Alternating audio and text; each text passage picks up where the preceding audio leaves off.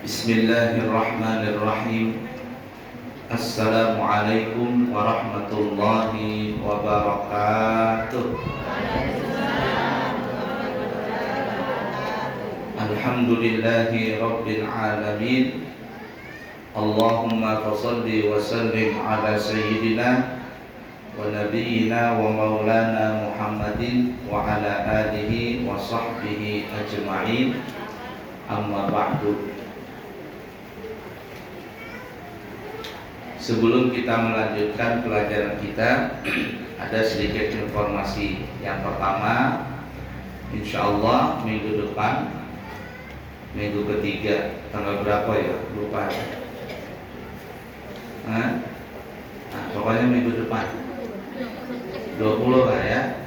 Pokoknya minggu ketiga kita di pesantren Al-Islami Nurul Anwar mengadakan pengajian bulanan. Dimulai dari jam 8 pagi sampai selesai. Insya Allah jam 11 sudah selesai. Jadi ibu-ibu diharapkan semuanya datang di minggu depan, hari Ahad depan. Lokasinya pesantren Al-Islami Nurul Anwar di daerah Ambulawang Barat.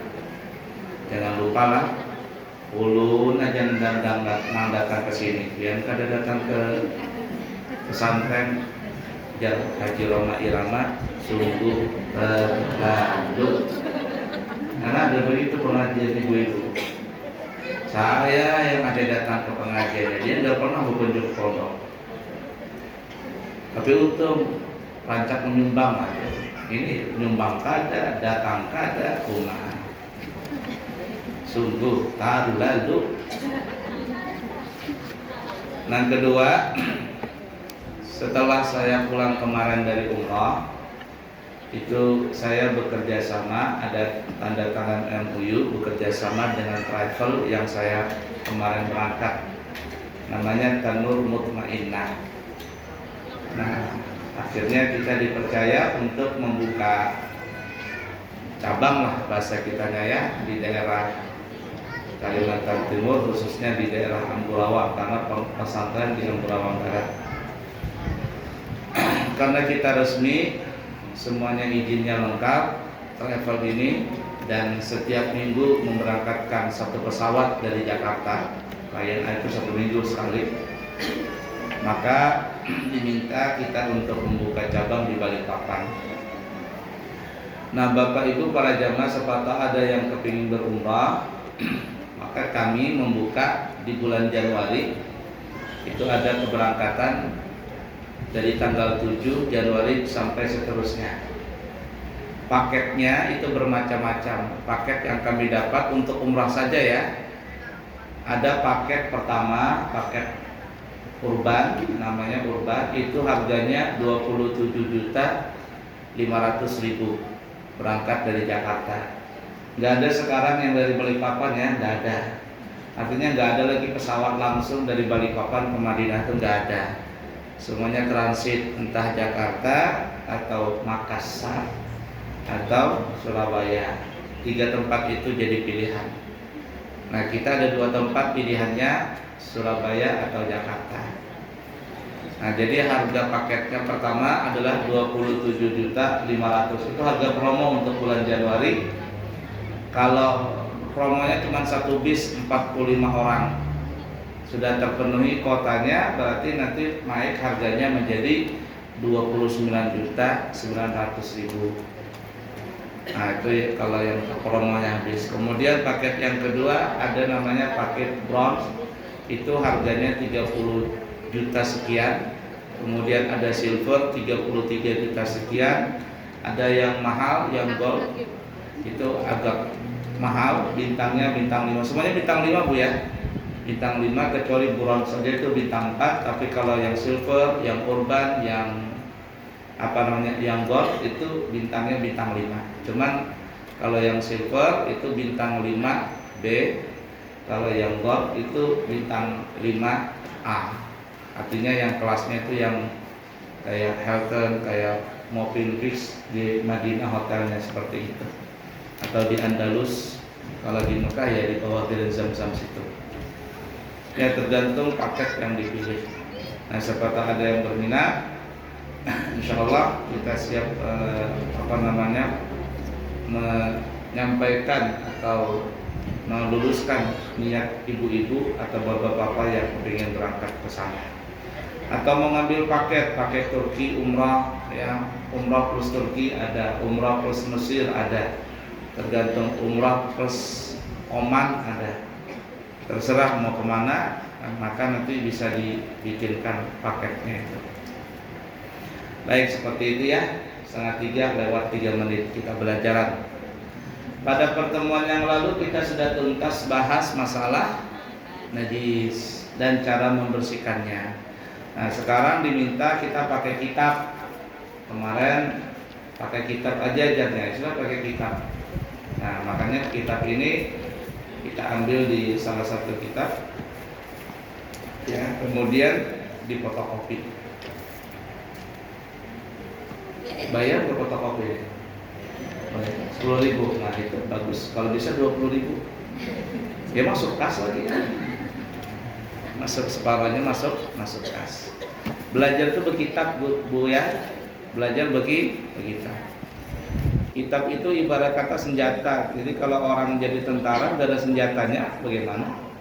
Orang mau perang itu pakai senjata. Senjata seorang santri tua-tua ini ya, itu adalah mau santri anur, santri tua sama aja. Tidak ada urusan untuk ilmu itu dari muda sampai tua. Utlubul ilma minal mahdi ilallah, dituntutlah ilmu dari kecil sampai ke liang lahat. Jadi tidak ada istilah terlambat dalam menuntut ilmu. Nah, kita harus pakai senjata. Senjata orang menuntut ilmu itu adalah kita. Insya Allah kita lagi bangun di Amburawak pesantren untuk orang tua, tapi untuk ibu-ibu dulu. Ya, insya Allah ada, mungkin disediakan ada 5 kamar mungkin nanti. Sediakan, jadi ibu-ibu yang ibarat kata apa ya? Nah, ada laki-laki sudah lakinya meninggal, ibarat kata, kemudian anak cucu sudah ganalan, anak belajar di pondok. Kita sediakan nanti, insya Allah mudah-mudahan kalau cepat kerjaannya, ya mudah-mudahan tahun baru Islam itu kita sudah buka atau ajaran baru lah. Nah, ajaran baru. Belajar itu udah lama-lama, Senin, Selasa, Rabu, Kamis, Jumat, Sabtu, Minggu belikan gitu. Nah, itu untuk ibu-ibu dulu. Kalau bapak-bapaknya nanti insya Allah akan datang. Nah, atau yang berkeluarga, bapak ibu, nah, nanti insya Allah dibikinkan rumah. Nah, gampang tuh ya, makan dijamin, banyu listrik dijamin, jadi kayak rumah seorang aja sudah. Nah, di situ nanti insya Allah, mudah-mudahan, karena ada beberapa orang yang minta, Bu ya bikin pesantren orang tua kak. Iya insya Allah itu lagi diusahakan untuk bisa dibangun. Mudah-mudahan dananya cukup, kemudian selesai dalam waktu yang ditargetkan. Nah, jadi ibu-ibu yang kepingin mondok silakan saja. Nah, orang tua itu belajarnya kalau banyak-banyak, belajar mengaji, baca Quran, berzikiran. Kalau imbas salat subuh nanti sarapan, nanti apakah menanam lombok, apakah itu. Karena orang tua itu ketujuan bunga-bunga, nanam bunga, ya janda ke bunga janda, bunga duda, janda bolong apa bisa macam-macam bunga. Banyak bunga di pondok itu dan dalam merawat. Dan tentang merawat, karena kan disuruh merawat habis bunganya. Baiklah ya, ayo kita lanjut. Kita sekarang masuk bab istinja. Nah ini satu kitab ini bab istinja. Istinja itu jar orang kita bebasuh bekami, bebasuh bahela. Kalau bahasa Balikpapannya, mohon maaf lah, cebok. Baca? Istinja. Ada kitabnya Bu, silakan dibuka. Kalau ada pulpen, silakan nanti karena banyak yang penting. Definisi istinja adalah lugatan al-qat'u wa syar'an izalatul kharijin najisi al-mulawwithi minal farji anil fajri bima'in aw hajarin. Istinja menurut bahasa dari bahasa Arabnya artinya adalah menghilangkan sesuatu yang mengganggu. Itu istinja. Apa saja yang mengganggu itu di segi bahasa namanya istinja. Nah makanya ada kalimat, mohon maaf ya, tinja. Tinja itu asal katanya dari bahasa Arab, tinja. Banyak sekali bahasa Indonesia yang dulunya bahasa Arab. Sarapan, kita sarapan kan ya, dalam bahasa Arab namanya syaraban. Orang Arab tuh nggak bisa bilang huruf P, itu nggak ada. Balik papan itu nggak bisa nyebut dia bilang balik baban, ya. Makanya kalimat tinja itu berasal dari kata istinja. Menurut syariat, artinya menurut pandangan ulama ahli fikih, apa itu? Adalah yang dimaksud istinja menghilangkan najis. Najis yang mana? Najis yang basah. Karena nanti ada najis yang keluar dari dubur, najisnya kada basah. Bagaimana? Nanti kita lihat semuanya. Ya, ada najis yang keluar dari, maksudnya ada sesuatu yang keluar dari alat kelamin, terutama alat kelamin belakang, tapi dia tidak najis, tidak basah maksudnya. Ya, tidak basah. Contohnya seperti bekantut. Ya, itu nanti kalau bekantut buang angin tidak perlu istinja. Bekantut kok baunya bagaimanapun kantut, jangan beristinja. Ya, tidak perlu istinja. Nah, kecuali pas buang angin atau bekantut tadi ada sesuatu yang mengiringinya. Biar orang Banjar kacirit. Kalau dia kacirit, nah itu bukan lagi bekantut, ya, wajib beristinja. Atau ada benda yang beku, ya bendanya tidak najis, seperti umpama ada orang makan tetelan pengarangnya ini batu cincin, pas keluar batu cincin. Yang keluar batu cincin bisa jadi ngikut-ngikut tak tetelan batu cincin, pas keluar di dubur batu cincin keluar. Siapa tahu seperti itu. Nanti panjang lebar ya, panjang lebar. Jadi yang keluar itu bendanya basah. Yang seperti tinja itu dia sudah tidak berbentuk lagi, makanya dia basah dipegang. Yang keluar dari dubur, alat kelamin belakang, dubur namanya, atau kubur dari alat kelamin depan. Beristinjanya itu pakai apa? Ada dua cara beristinjanya, Bu. Benda yang kita gunakan itu ada dua. Yang pertama pakai air. Air yang bagaimana? Tapi nggak sembarang air. Yang kedua batu.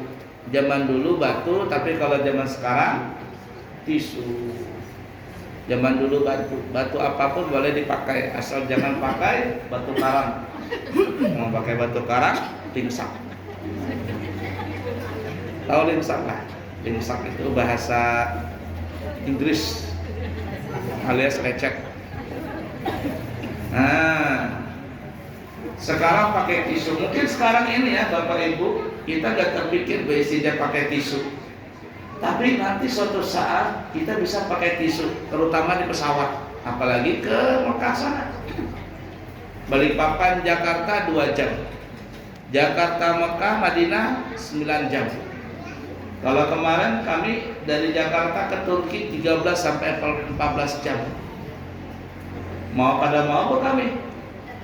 Dan pada saat kami mesti pakai tisu. Nanti caranya kita akan praktekkan ya, kalau beristinja di pesawat itu gimana caranya. Di pesawat ya ada banyunya, kecuali di wastafel kecil. Nanti kita akan bahas satu persatu. Nah, biasa kalau ada orang yang berangkat umrah, kita sebagai pembimbingnya, pembimbing manasik umrahnya atau hajinya, salah satu yang kita ajarkan adalah beristinja menggunakan tisu. Menggunakan tisu itu penting sekali supaya tahu tata caranya, supaya tidak tersalah pada saat beristinja. Nah, jadi beristinja itu adalah menghilangkan kotoran yang basah yang keluar dari alat kelamin depan atau belakang. Menghilangkannya pakai apa? Dengan dua cara bendanya, dengan dua benda. Bisa pakai air, tapi air mutlak, jangan sembarangan. Yang kedua pakai batu. Nah sekarang tidak pakai batu, lebih praktis lagi adalah pakai tisu. Jangan main-main dengan istinja, karena kalau ada orang yang buang hajat tapi tidak beristinja atau istinjanya salah, maka dosa besar, ya, disiksa dalam kubur. Nabi pernah melewati 2 kuburan. Ketika Nabi melewati 2 kuburan, tiba-tiba wajahnya Nabi langsung berubah. Berarti ada sesuatu yang Nabi lihat, yang Nabi rasakan, dan yang dirasakan itu tidak baik. Sahabat bertanya kepada Nabi, "Ya Rasulullah, apa yang kau rasakan? Apa yang kau lihat sehingga wajahmu itu berubah?" Kata Nabi Muhammad sallallahu alaihi wasallam, "Aku melihat orang yang di dalam kubur ini kedua-duanya sedang disiksa. Sedang disiksa, dan tidaklah mereka disiksa dengan sebab dosa besar." Ada juga yang mengatakan mereka ini diadab dengan dosa yang mereka itu anggap kecil padahal dosa besar. Jadi ada 2 penafsiran, artinya ada yang mengatakan bahwa dosa itu tidak besar, ya, tapi dianggap remeh. Sehingga ketika dianggap remeh, dosa tadi menjadi besar.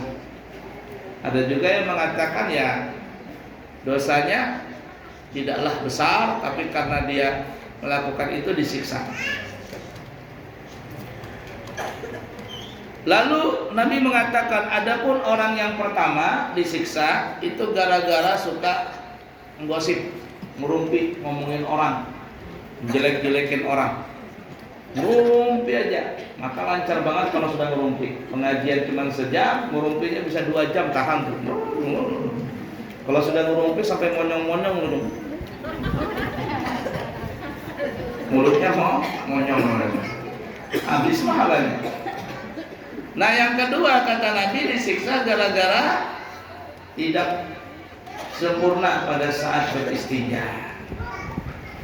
Kemudian Nabi mengambil pelepah kurma yang masih basah, ambil pelepah kurma dari pohonnya, dibelah 2 pelepah kurma tadi, lalu pelepah kurma itu ditancapkan di kedua kuburan tadi. Lalu Nabi berkata, selama pelepah kurma ini belum kering, maka orang yang di dalam kubur tidak disiksa. Nah, di sini hadisnya kita bisa mengambil beberapa dalil. Yang pertama, boleh berziarah.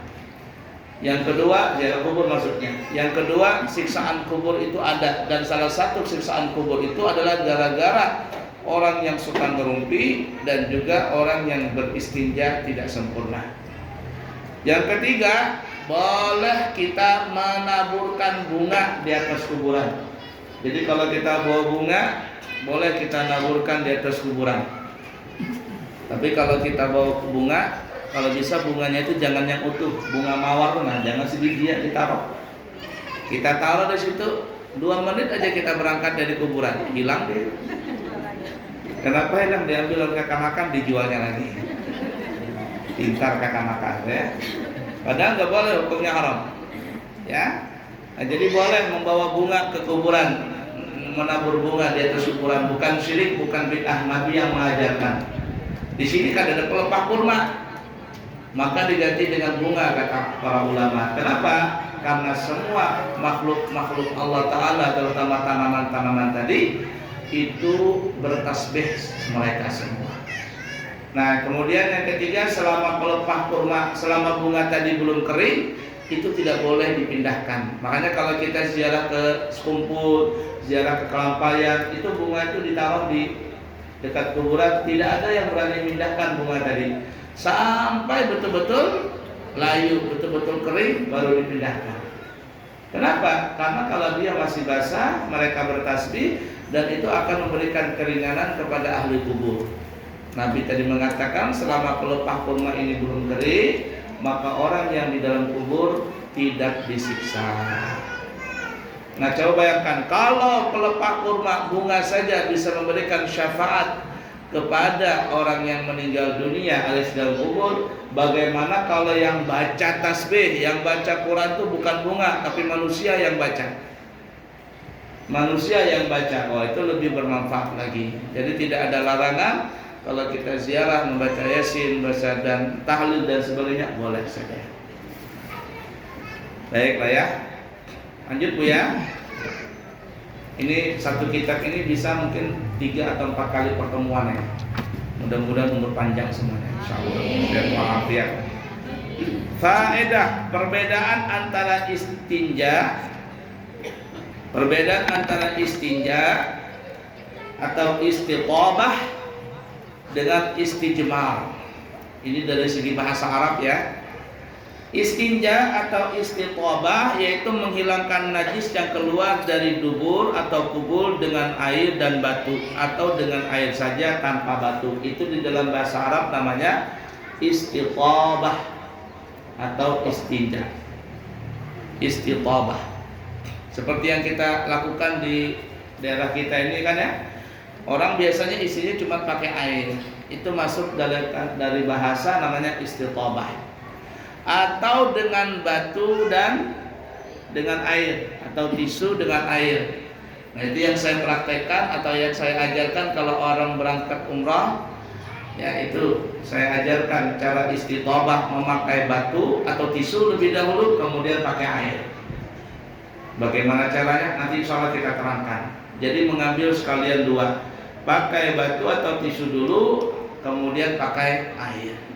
Bagaimana caranya? Nanti diterangkan semuanya salah satu persatu. Kemudian yang ketiga, kemudian yang kedua namanya istijmar. Istijmar itu menghilangkan najis yang keluar dari dubur atau kubur dengan batu saja atau istilah zaman sekarang dengan tisu saja. Saya waktu ke Turki itu agak ribet sekali kalau buang hajat.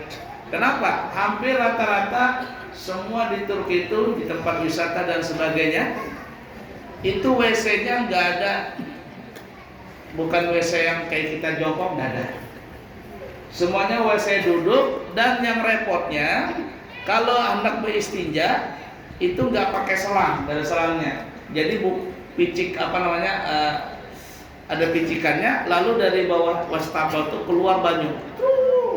Kalau dia mau duduk langsung tanpa digosok dia langsung ke dubur tadi. Tidak ada itunya selangnya. Itu yang repotnya waktu di Turki. Kalau kita hendak bekami repot. Bekami saja. Kalau pas bahira nyaman aja. Langsung keluar dari lubangnya tuh, banyu keluar. Kayak di hotel-hotel berbintang-bintang tuh sekarang begitu modelnya. Cari air nggak ada. Kecuali cuma satu di arah situ. Nah itu repotnya waktu di Turki. Pakai tisu dulu, pakai tisu. Nah jadi paling afdalnya memang pakai tisu lebih dahulu, kemudian pakai air. Itu namanya istitobah. Tapi kalau menggunakan tisu saja namanya istijmar. Perhatian. Waktu istinja menggunakan air itu lebih afdal daripada menggunakan batu atau tisu. Jadi urutannya itu kan pertama yang paling afdal tisu dulu baru air, yang kedua air saja kemudian tisu saja. Kenapa? Karena kalau air itu menghilangkan bendanya dan menghilangkan bekasnya. Bekas najisnya hilang, benda najisnya juga hilang, bahkan tidak ada baunya lagi. Apalagi kalau ditambah pakai sabun. Tapi kalau pakai tisu hanya menghilangkan bendanya saja, tapi tidak menghilangkan bekasnya. Nah, tidak menghilangkan bekasnya. Tapi kalau dia beristinja pakai tisu dengan cara yang benar, istinjanya sah. Kalau dia sholat, sholatnya sah, tetapi tidak boleh jadi imam. Kenapa? Karena di badannya itu ada bekas najis. Dia tidak boleh jadi imam, hanya dia boleh menjadi makmum atau sholat sendiri. Kecuali kalau antara imam dan makmum kedua-duanya berisinya pakai tisu. Imamnya pakai tisu, isinya makmumnya pakai tisu. Ini sama-sama selevel, boleh berjamaah. Tapi kalau seandainya imamnya berisinya pakai tisu, makmumnya pakai air, maka makmum yang pakai air ini tidak boleh mengikut kepada imam yang pakai tisu tadi istinjanya. Kenapa? Karena tisu itu hanya menghilangkan benda najisnya, tidak menghilangkan bekas najisnya. Bagaimana itu? Nanti insya Allah kita akan bahas satu persatu ya. Ini mesinnya belum panas lagi, masih pembukaan. Baik, dalil istinja. Dalil istinja sangat banyak, diantaranya ada sebagai berikut. Firman Allah Ta'ala, Au jaa ahadum minkum minal ghaiti, atau datang salah satu dari kalian dari tempat buang air. Ya, atau telah datang kepada kalian buang hajat. Buang itu sebenarnya buang hajat besar. Jadi kalau seandainya ada buang hajat, itu wajib istinja. Baik, lanjut. Di dalam hadis disebutkan, Nabi kita bersabda, Innama ana lakum mithlul walidi, fa idza dhahaba ahadukum ilal ghaiti, fala yastaqbilil qiblata, wala yastadbirha li ghaitin wala baulin, wal yastanji bi thalathati ahjarin, wa naha 'anil rawthi war rimati, wa ayastanjiyar rajulu bi yaminihi. Perhatikan ya hadisnya. Sesungguhnya kata Nabi, aku bagaikan seorang ayah bagi kalian. Aku terhadap kalian, jadi kepada kita semua, itu ibarat kata ayah kepada anak. Ayah kepada anak. Artinya Nabi ini sangat menjaga kita dari semua hal, mengajarkan kebaikan kepada kita dari semua hal. Nah, salah satu yang diajarkan Nabi apa? Nah, ini kita lihat. Maka kata Nabi, jika seseorang di antara kalian pergi ke tempat buang air, jadi ke WC ini ya, buang hajat, buang air, baik buang air besar ataupun buang air kecil, maka janganlah menghadap ke arah kiblat. Menghadap kiblat nggak boleh. Nanti kita akan bahas semuanya. Dan juga membelakangi kiblat, menghadap kiblat jangan, membelakangi kiblat jangan. Nah, ya, nanti kita akan bahas semuanya itu insya Allah. Itu larangan Nabi. Jadi kalau di rumah ada WC menghadap kiblat, ubah.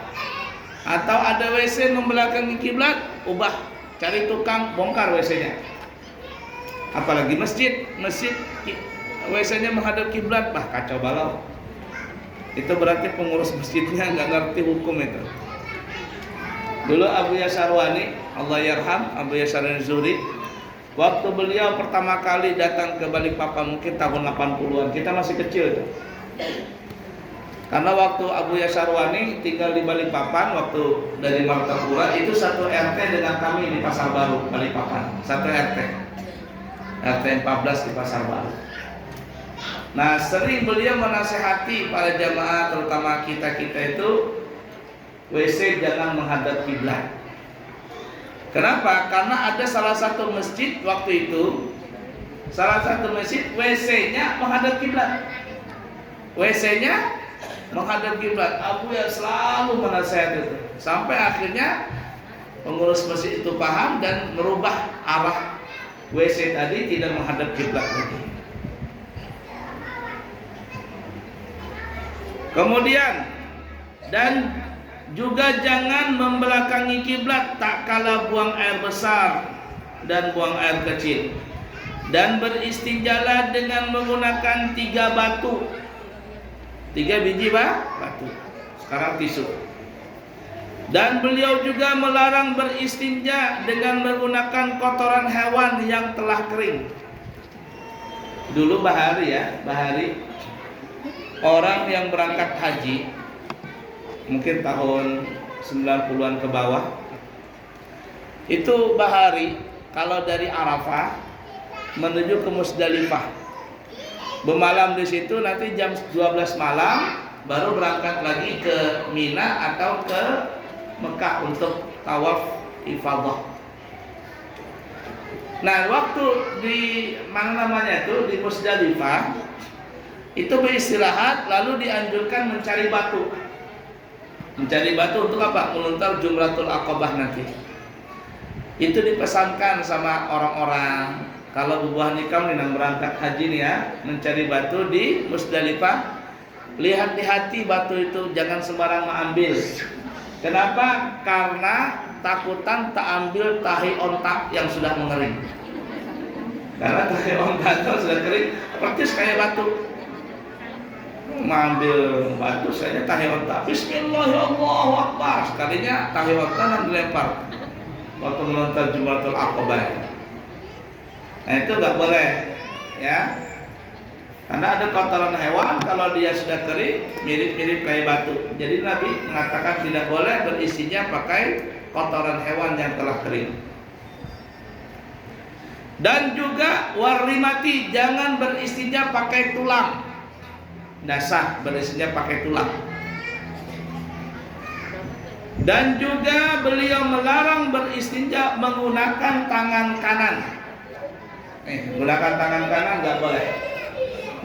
Hukumnya makruh menggunakan tangan kanan, dilarang. Dulu kami di Surabaya, waktu di Surabaya kami punya ayah angkat namanya Habib Idrus Al-Habsyi. Allah yarham, waktu kami sekolah di Surabaya menghafal Quran tahun 97 sampai 98, kami mengangkat ayah angkat. Kami minta supaya kami diangkat menjadi anak angkat oleh Habib Idrus Al-Habsyi. Disitulah kami mengambil sanad Tarekat Syadziliyah di sana. Tarekat Syadziliyah. Jadi waktu itu Allah yarham Habib Idrus Al-Habsyi ini dia bilang, katanya kata beliau, kalau buang hajat tidak bisa beristijab pakai tangan kiri. Jadi kita bertakun, kenapa pian Abah kok tidak beristijab pakai tangan kiri? Kata beliau, bagaimana aku mau beristijab pakai tangan kiri? Karena di tangan kiri ini ada tulisan Allah. Nih di dalam sininya, telapak tangan kiri sini nih. Jelas banget tulisan Allah. Jadi tulisan Allah itu ada di sini, di dalam sini kulitnya nih. Biar dihilangkan, tidak bisa hilang. Kata beliau, gara-gara ini aku kalau masuk WC menutup tulisan ini. Nanti kita akan sampai adab-adab salah satu buang hajat di dalam WC adalah tidak membawa tulisan-tulisan yang berkaitan dengan nama Allah, nama Nabi, nama malaikat dan sebagainya. Nanti kita akan sampai.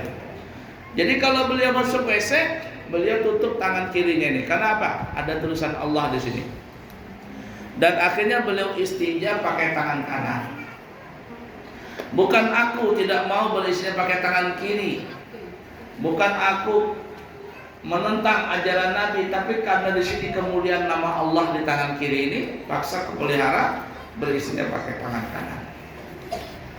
Nah, itu salah satu kemuliaan Habib Idrus Al-Habsyi. Nah, tapi kita yang sehat, yang aman-aman saja tidak boleh beristinja pakai tangan kiri. Jangankan beristinja, mohon maaf, memegang alat kelamin saja jangan pakai tangan kanan. Ya, baik kelamin seorang apalagi yang lainnya. Paham aja maksudnya lah.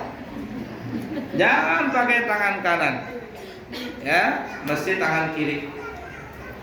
Kami waktu masih halus nah kayak ya halus lah umur berapa itu ingat masih. Jadi kalau mau bahira padah lawan mama kan orang Balikpapan, orang banyak cuman bahasa Balikpapan berak masa kata mama tuh sudah agak gagal, sudah agak besar kita nih, mama nggak mau lagi pegang pakai tangan, istrinya pakai tangan, pakai apa nih? Kaki, nah jangan cek. Kita udah takut kenapa pakai kaki mama ini. Itu masih halus belum sunat lagi, cuman ya tadi saking orang tua tuh saking beradabnya mengajari kepada anak seorang, walaupun anak seorang tidak mau dia memegang. Nah, itu orang bahari itu beradab dia. Awak anak tuh Yang berani megang itu cuman pasangan suami istri aja. Makanya terus terang pasangan suami istri ini alahan daripada orang tua. Ibarat katanya, makanya kata para ulama tuh ya, kalau di antara ada orang bisi laki nih, suami nih ya, suami. Mana kalau dia dapat rezeki, mana yang dia lebih dahulukan, istrinya atau orang tuanya? Ya, kalau suami ibu nih punya dapat rezeki, siapa yang berhak untuk memegang rezeki? Siapa yang paling diawali untuk diberikan hadiah kepada istrinya kah atau mamanya? Jawabannya kepada istrinya. Tapi istri yang baik pasti akan menghormati mertuanya. Kenapa? Karena dia tahu yang melahirkan suaminya adalah mamanya, yang mengandung suaminya adalah mamanya, yang menyusui mamanya, yang mengistinjai mamanya, yang jadi tukang ojek kesana kemari waktu mengantar sekolah mamanya. Nolak. Sampai kuliah mau ongkosi mamanya. Hendak menikah kurang jujuran, mamanya juga mengeluarkan tabungan untuk mencukupi biaya lamaran tadi. Tapi ketika anaknya ini sudah menikah, begawi dapat gaji 5 juta, 8 juta, 10 juta, 15 juta, siapa yang megang gajinya? Mamanya atau bininya? Padahal cuma berapa tahun jadi bini. Tapi memang seperti itu hukumnya. Seperti itu hukumnya. Bini namanya. Tapi bini yang baik pasti dia akan menghormati mertuanya. Pasti menghormati mertuanya. Nah, bini tadi memberikan hadiah, membawakan baju, nukarkan baju, makanan, begitu. Tapi kalau bini yang kurang ajar, dia nggak tahu sama mertuanya. Makanya rancak antara mertua sama mantu berkelahi. Rancak. Nah, jam 3 sudah belum selesai kita ini ya. Baik ya, dikit lagi hadis Nabi ya. Selanjutnya Bukhari Muslim. Kata Nabi, la yamassanna ahadukum dzakarahu. Nah, ini yang baru kita bahas tadi. Biyaminihi wa huwa yabulu wala yatamassahu minal khala biyaminihi wala yatanaffasu fil ina'i. Yang artinya, janganlah salah seorang dari kalian memegang kemaluan depannya dengan tangan kanannya tak kala buang air kecil. Ya, buang air kecil saja. Yang hendak buang air kecil tidak boleh memegang alat kelamin tadi pakai tangan kanan. Apalagi bukan buang air kecil memegang alat kelamin pakai tangan kanan. Itu punya seorang. Apalagi punya yang lain. Walaupun itu mohon maaf lah laki seorang, jangan. Kalau pang hendak jangan pakai tangan kanan. Itu adab. Atau mengusap batu yang digunakan untuk istinja tak kala buang air. Ketika istinja pakai batu, pakai tisu, jangan pakai tangan kanan. Pakai tangan kiri. Wala yatanaffasu fil ina. Kemudian kata Nabi selanjutnya, ketika minum jangan bernapas di bejana, jangan bernapas di gelas. Minum bernapas langsung kabur sini kaca. Itu dilihat dari para ahli ilmu kedokteran, ilmu kesehatan. Ketika dia bernapas di sini itu apa ya? CO2 atau AC apa yang keluar dari napas itu? Dihirup apa, keluar apa? Itu kalau dihirup masuk ke air jadi kuman dia. Diminum lagi. Makanya sebaik-baik minum itu dengan 3 kali napas. Bismillahirrahmanirrahim. Alhamdulillah sedikit aja dulu. Bismillahirrahmanirrahim. Alhamdulillah 2 kali. Yang ketiga hanya dibanyakin. Bismillahirrahmanirrahim. Alhamdulillah.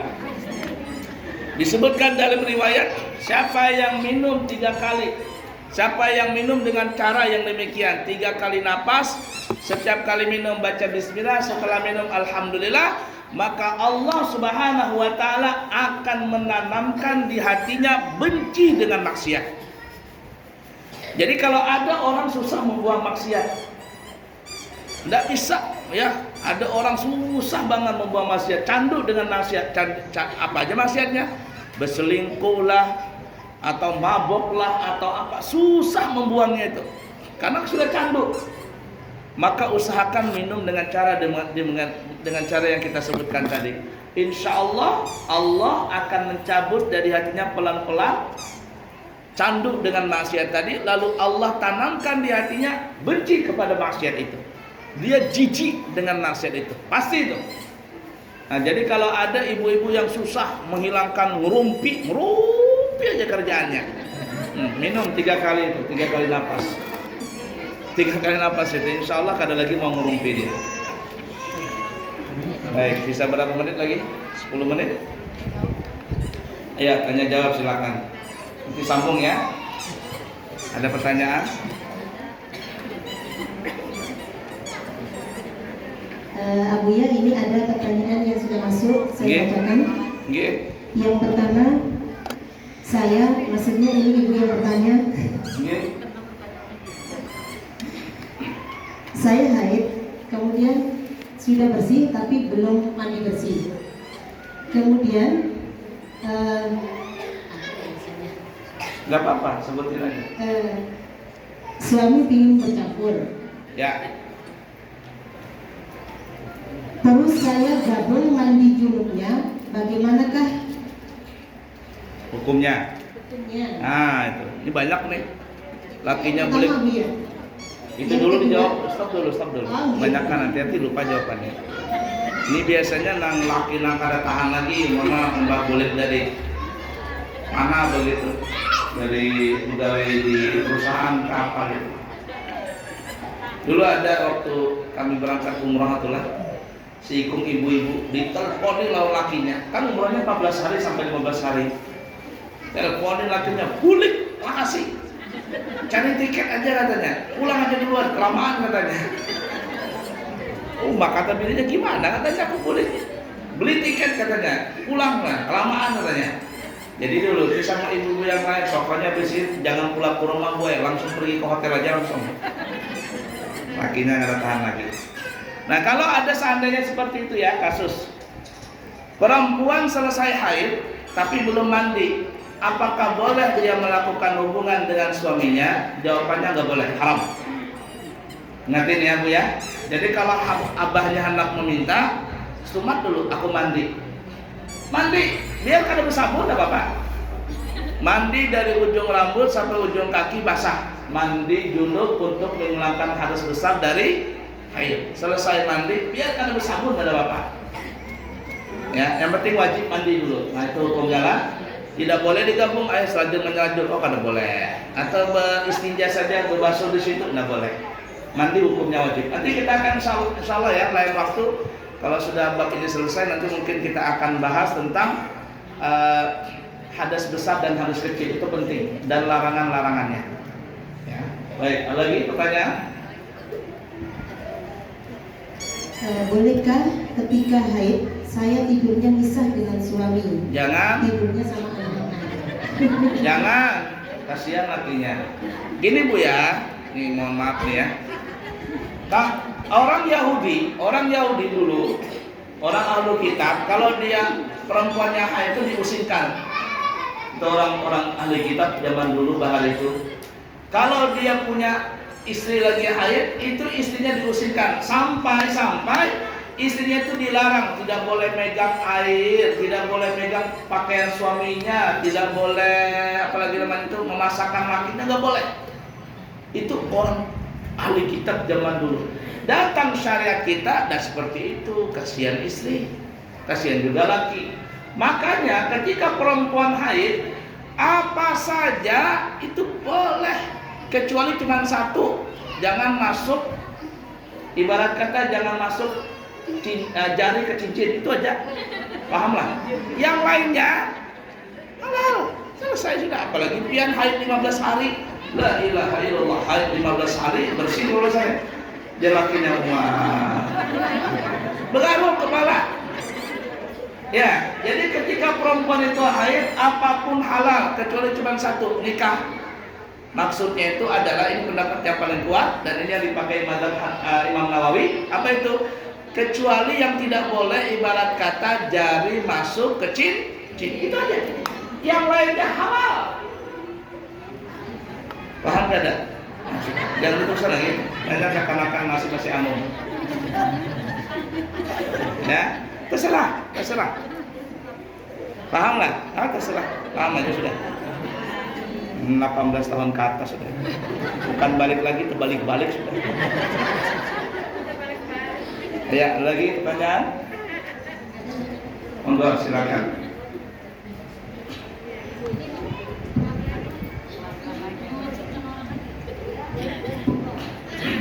Assalamualaikum warahmatullahi wabarakatuh. Waalaikumsalam warahmatullahi wabarakatuh. Ini juga mau nanya masalah ibu-ibu haid masuk masjid. Ada yang bilang boleh, ada yang bilang nggak boleh.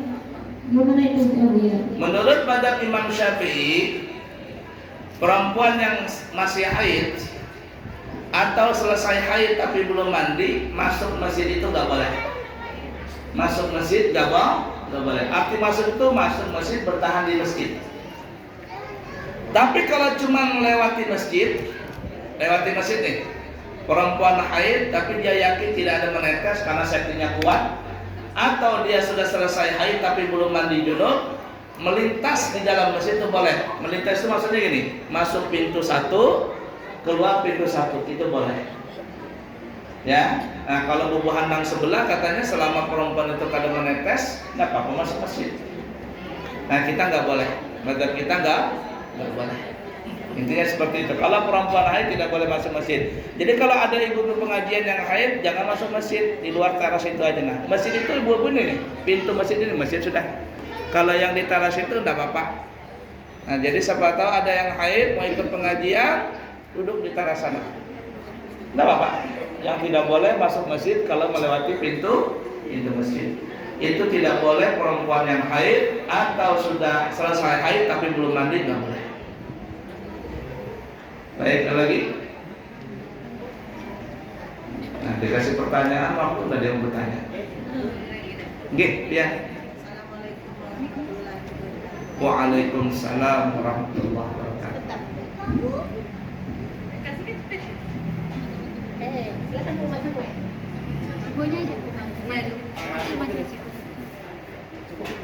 Alhamdulillah.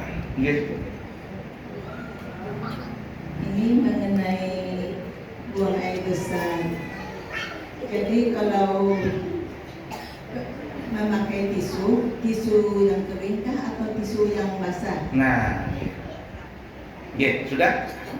Sebenarnya ini pertanyaan nanti untuk akan datang, cuman berdahulu sini untuk aku. Gini ya, perhatikan ya, terutama yang punya anak kecil ya.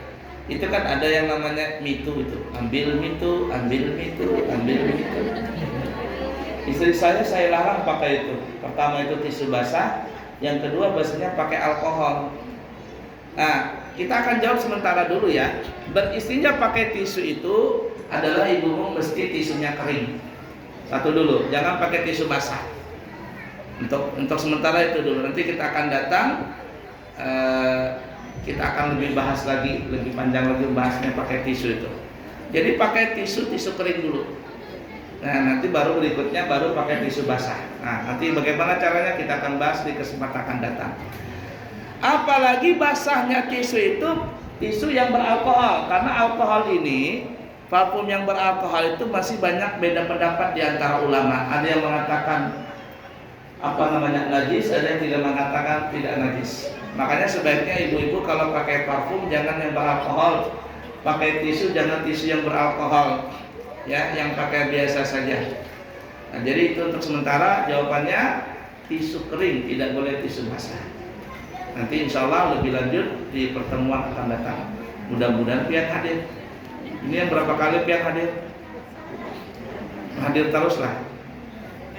Nah, kadang-kadang ya kalau kada hadir nanti akan datang nggak nyambung anunya pelajarannya. Ya kan halangan apa ini? Saya ada tamu. Oh iya sudah, oke. Ya mudah-mudahan salah bulan depan jawabannya lebih jelas lagi ya sambungan pelajaran. Sengaja ulun seperti itu Pak, supaya penasaran pian. Oh datang lagi bulan depan. Kalau dijawab sekarang, udah datang lagi nanti. Begayaan ya, begayaan. Lagi satu orang pertanyaan terakhir, oke? Di belakang. Ya. Assalamualaikum warahmatullahi wabarakatuh. Waalaikumsalam warahmatullahi wabarakatuh. Yang ingin saya tanyakan Abu ya, saat kita sholat tidak sengaja cicak itu menjatuhkan kotorannya di mukena atau mungkin di sajadah kita. Ya. Sebaiknya apa yang kita lakukan saat kita mengetahui langsung kita pergi atau membatalkan sholat kita, ataukah kalau kita lanjutkan sholat kita sah atau tidak? Baik, jawabannya begini. Lagi sholat ini contoh aja ya. Nih, ini apa namanya selendang. Pas sholat tiba-tiba tahi cacak jatuh di sini. Tahi cacaknya basah dan menempel di sejati mana? Di selendang ini. Kalau kita sempat menyingkirkannya, sholat kita tidak batal. Tapi cara menyingkirkannya bukan diangkat begini. Kalau diangkat begini, batal sholat kita. Caranya adalah dengan cara begini. Tahi cacak jatuh sini, langsung disingkirkan begini. Singkirkan, ini. Nah, cek. Satu gerakan. Nah repotnya itu pas tahi cacak masuk ke kantong. Gimana gua? Paksa ya batal dulu. Sholatnya yang batal, tapi wudunya batal tidak? Wudunya tidak batal, yang sholatnya aja batal. Nah jadi begitu caranya. Kalau seandainya di sini, umpama contoh di selendang ini, buangnya dengan cara begini. Jangan ditarik, jangan diangkat, dibuangnya digeser gitu. Ya tadi selesai. Tapi kalau dia basah, tapi kalau dia kering nggak apa-apa. Kalau dia kering, tik jatuh begitu, ya. Kita sudah bahas kemarin kan ya, najis itu, ya. Kalau dia kering sama kering, nggak apa-apa. Yang tidak boleh itu kalau basah ketemu basah atau basah ketemu kering, nggak bisa seperti itu. Udah ya, baik. Habis, sampai asar. Oh, satu lagi, ya dah.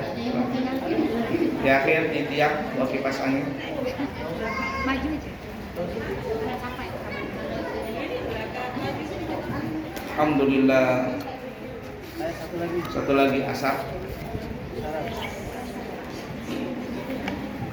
Assalamualaikum warahmatullahi wabarakatuh. Waalaikumsalam warahmatullahi. Nama saya Nur Faidah dari Majelis Taklim Nahdlatul Ulama. Saya seorang guru ngaji Ustaz. Oke. Kebetulan kita kan masih fit nih, ada waktu datang bulan. Kebetulan saya juga tidak menghafal dalam 30 juz gitu. Posisi saya ketika saya haid, bolehkah saya mengajarkan Al-Quran dan masuk ke dalam masjid? Kalau masjid kita sudah bahas tadi ya. Madzhab kita nggak boleh. Kemudian untuk membaca Al-Quran itu ada dalam madzhab Imam Malik. Kalau ada dia penghafal Quran, maka dia boleh membaca Al-Quran dengan niat mengulang bacaan Quran tadi. Ya, bacaan Quran tadi. Kalau ibu cuma mengajar saja, sebaiknya ibu tidak membaca, cuma nunjukin saja. Ulang kalau anak tadi salah, ulang nak. Ulang sayang, bacaannya salah. Ulang gitu saja. Ya. Nah, kalau di pondok tuh yang murawang anak santri itu ada Al-Quran. Kalau dia lagi haid, saya suruh tidak apa-apa mengulang Al-Quran karena mengambil pendapatnya Imam Malik. Imam Malik mengatakan boleh membaca Al-Quran bagi orang yang menghafal Quran. Jadi kondisi haid boleh membaca Quran bagi orang yang menghafal. Tapi kalau tidak menghafal Quran jangan. Kecuali kalau seandainya rutinan mau tidur baca Fatihah 4, kan ya, Fatihah, kursi, Falaq, An-Nas itu boleh. Ya, kalau mau tidur tidak ada masalah. Niatnya untuk niat zikir bukan niat membaca. Atau niat pelindung. Ada orang kesurupan umpama, kita suka ahli ruqyah, kita bacakan ayat ruqyah untuk mengusir jin ini, boleh seperti itu. Dengan niat untuk zikir. Paham kira-kira ya? Baik, insyaallah nanti kita sambung lagi di kesempatan yang akan datang. Semoga ada manfaatnya. Jangan lupa minggu depan jam 8 pagi di Posdar Pesantren Al-Islam Anwar kita mengadakan pengajian bulanan. Semuanya diharapkan hadir. Subhanakallahumma bihamdika asyhadu an la ilaha illa anta astaghfiruka wa atubu ilaihi wa akhiru kalam. Assalamualaikum warahmatullahi wabarakatuh.